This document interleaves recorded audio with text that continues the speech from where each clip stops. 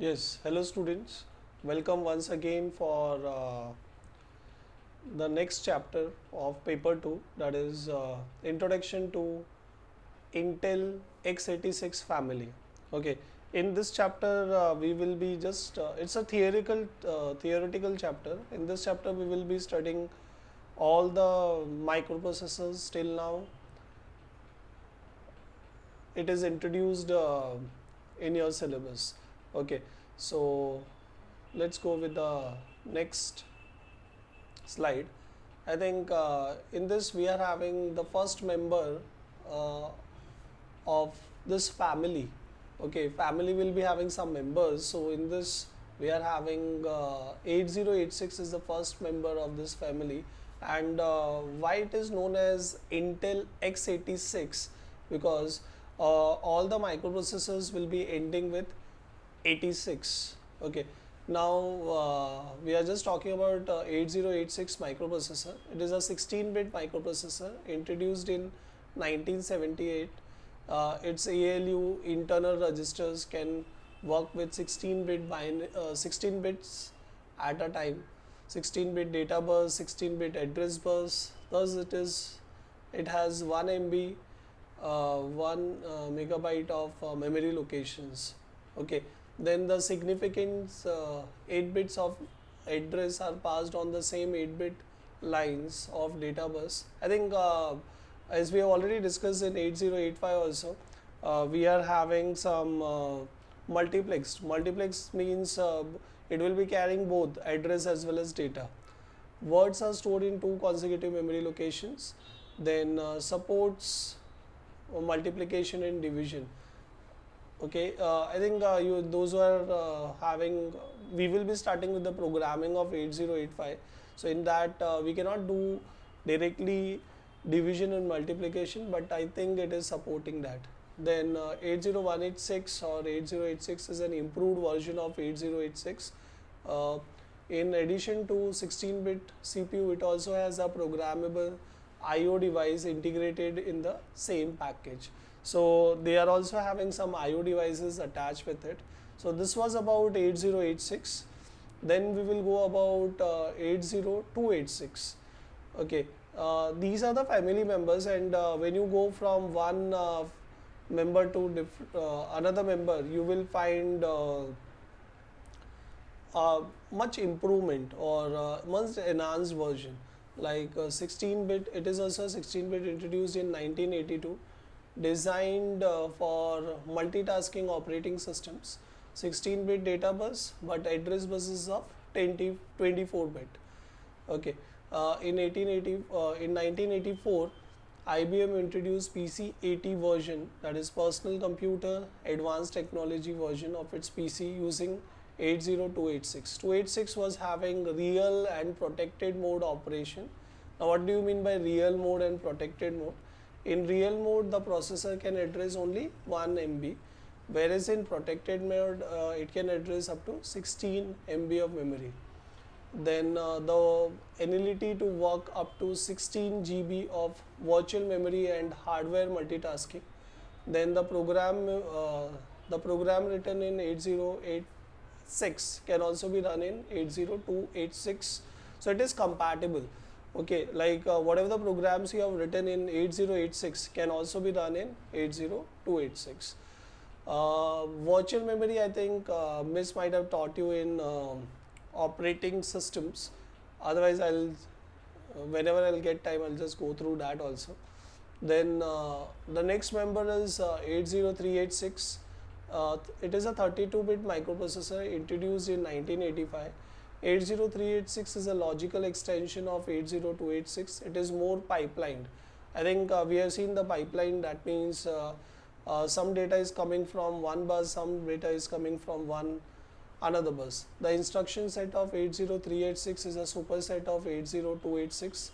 It has 32-bit data bus, 32-bit address bus. So both the address and the data bus are same.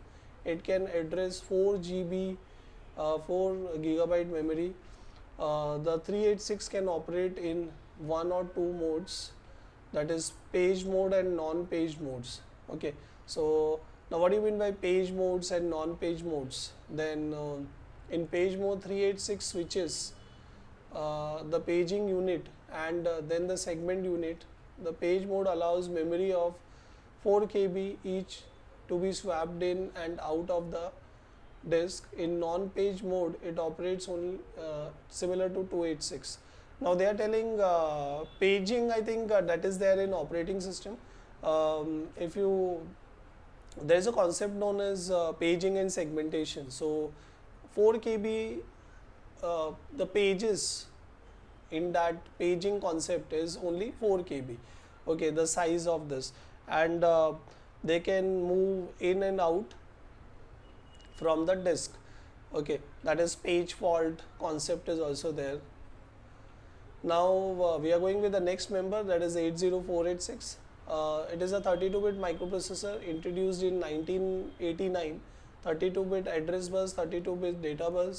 The 486 is a large integrated integral circuit which contains a fast built-in math coprocessor, memory management unit, and 8 byte cache memory.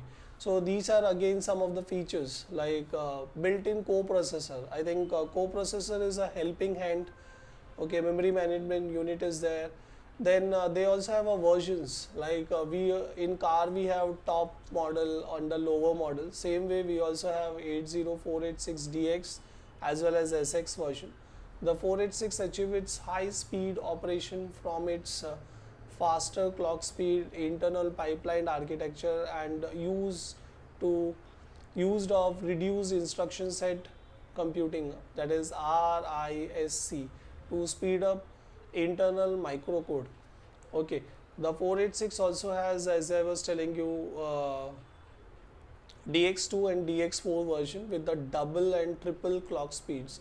So I think as you were already knowing that the speed will be, as you go in advanced versions, they will be more, speed will be more. Like here you can see DX2 will be having double the speed, but DX4 will be having triple the speed. So speed is double.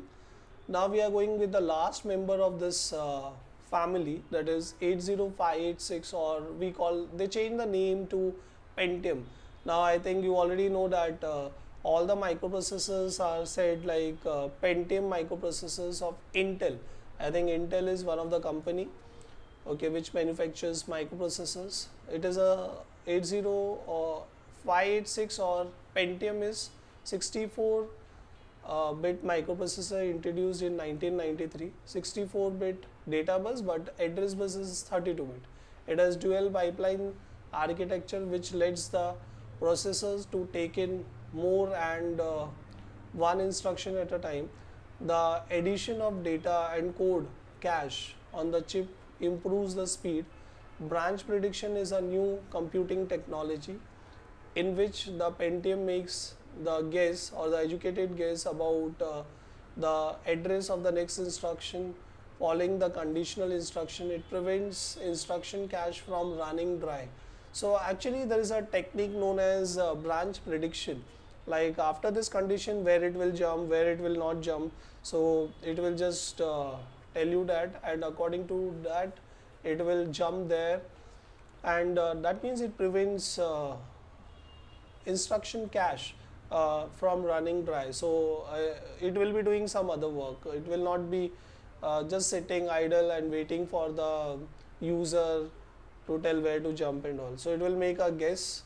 Then 64 data bus, thus it performs the data transfer twice the speed as fast as 32-bit data bus in the earlier versions. So I think the speed is more fast than the other versions. Now what we'll do is whatever the microprocessors we have studied, we will see the summary of that, and this is very, very important, because if you remember this, you can remember the other things. I think this is a very important. Now here you can say that I think this I have taken image I have taken from the textbook. So one minute. Here you can see we are having some attributes. Okay, like data bus is there. Wait. Like data bus is there, then address bus, operating speed, instruction cache, then data cache, math coprocessor, memory management, physical memory, address, internal data bus size, and introduction date. Suppose if the question comes for 3 marks, out of this at least you have to remember 6 points, and I think this table will be covering everything.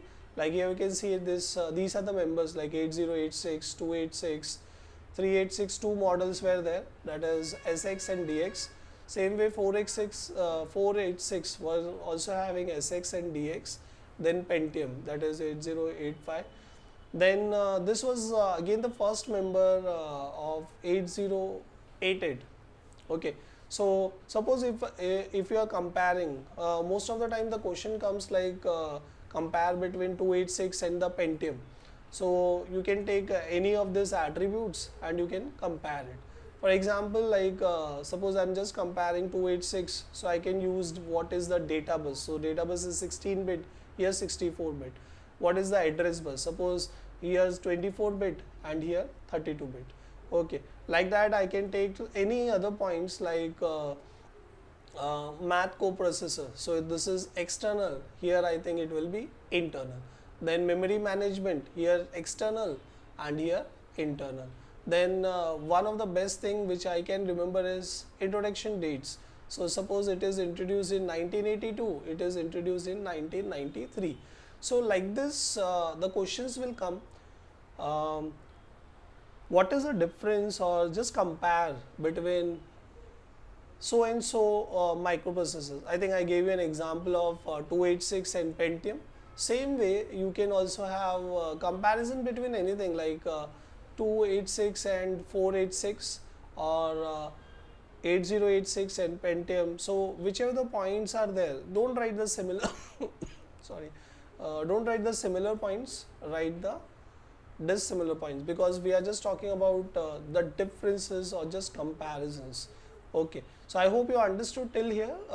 This as I told you, this is a theoretical chapter, and you have to when you go through your TPS or textbooks, I think the very few questions comes from this chapter might be containing the weightage of 4 to 6 marks.